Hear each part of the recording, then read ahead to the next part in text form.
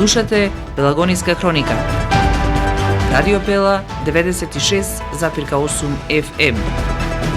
Настани на денот. Денеска се погребуваат посмртните останки на жртвите од пожарот во дискотеката на смртта Пулс во Кочани. Пациентите кои се лекуваат во Македонија и во странство од пожарот се во стабилна состојба. На Иле Гоцевски, возачот на итната помош во Кочани, посхумно ќе му биде оддадено признание.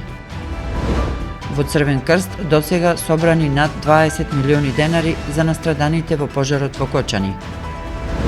Тиквеш го повлече дресот кој го носеше фудбалерот Андреј Лазаров. Времето денеска сончево и потопло. Урбан маркетинг.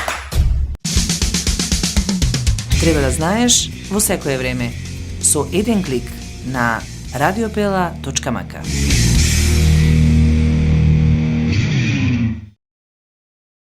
Урбан маркетинг.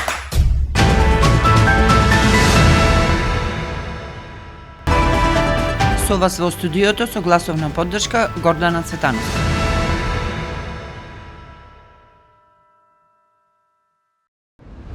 Во Штип, потоа во Кочани, па во Чешиново Облешево, но и во Скопје и во други места, денеска се погребуваа посмртните останки на жртвите од пожарот во дискотеката Пулс во Кочани. Не може со зборови да се опише тагата во нивните родни градови, ниту во целата држава.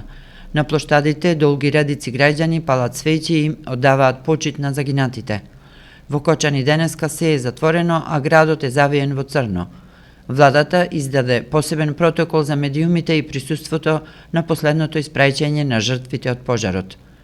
Најмладите тројца загинати имале само 16 години, а највозрасната жртва била на 48 години, соопшти обвинителството денеска 20 март.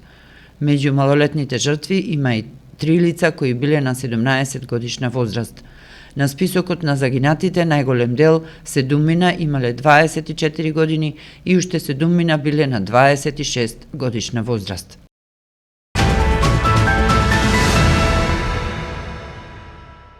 Пациентите кои се лекуваат во болниците во Македонија и надвор од државата се во стабилна состојба и повеќето се подобруваат. Од 20 пациенти што биле критични, денеска 10 се потешки, но и тие се надвор од животна опасност.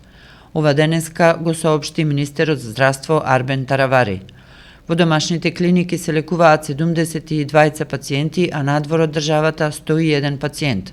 Од оние што се хоспитализирани во земјава, 3 биле вчера испишани, а утре се планира да бидат испишани уште 3. Пред да бидат пуштени на домашно лекување на повредените од пожарот во Кочани, кои се лекуваат во земјата, ќе им се направат токсиколошки анализи. Тоа е одлука на кризниот штаб при Министерството за здравство, а испитувањата ќе ги прават искусни токсиколози.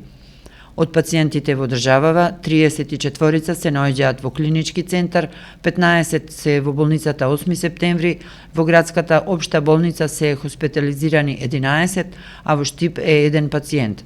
Од приватните клиники во Систина се згрижени 7 пациенти и во Жан Митрев 4.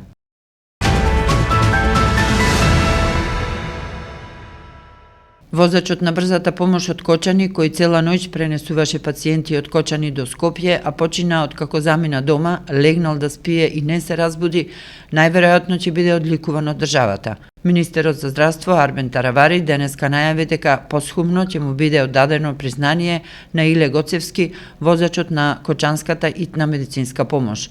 Одговарајќи на новинарски прашања, министерот за здравство Арбен Таравари рече дека тој завршил голема работа. Нема информации колку часа работел возачот тој ден, но рече дека сите работеле повеќе од 20 часа, затоа што тоа беше воредна ситуација. Возачот Иле Гоцевски, откако ги превезол сите повредени во пожарот во Кочани во неделата утрото, а кој можел да ги превезе, се вратил дома да се одмори и не се разбудил. Неговата смрт ја потврди министерот Таравари пред 3 дена со објаснување дека срцето не му издржало.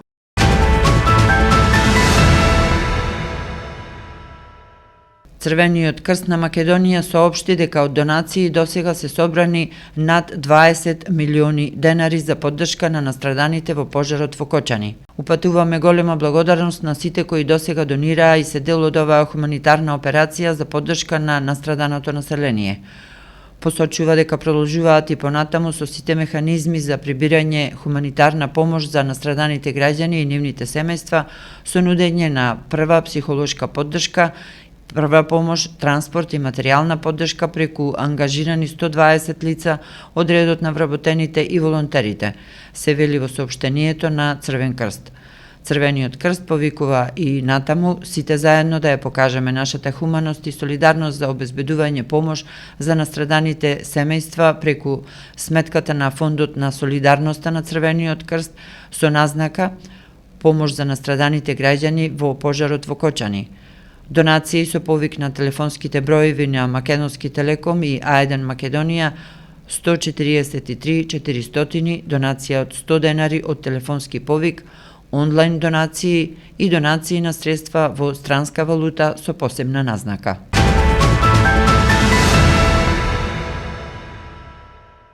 Македонскиот прволигаш, градски фудбалски клуб Тиквеш го повлече дресот со број 16 со кој настапуваше за кавадаречкиот клуб 25-годишниот фудбалер Андреј Лазаров, кој го загуби животот во пожарот во дискотеката Пулс во Кочани. Лазаров, кој беше роден во Кочани, настапуваше за Тиквеш од 2019 до 2023 година, пред да ја продолжи кариерата во хрватските екипи Рудеш и Горица. Негов последен клуб во животот беше Шкупи. Во чест и знак на благодарност за Андреј Лазаров, фудбалер и голем херој, кој со своите настапи многу придонесе за успесите на нашиот клуб, дресот со број 16, кој тој го носеше во градскиот фудбалски клуб Тиквеш, трајно се повлекува од употреба и ќе остане како траен белег да ги краси клубските простории за негов вечен спомен. Ангелите вечно живеат. Збогум Андреј, објави предпладнево Тиквеш на својот Facebook профил. Лазаров го загуби животот во катастрофалниот пожар во кочанската дискотека Пулс, во кој во доцните ноќни часови во саботата загинаа вкупно 59 лица, а над 170 се повредени. Временска прогноза.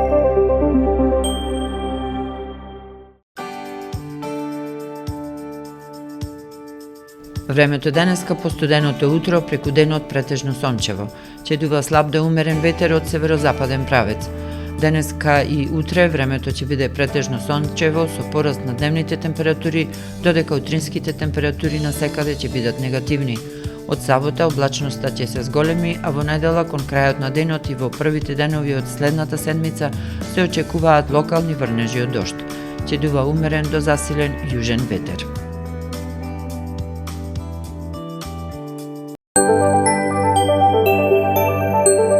Временска прогноза.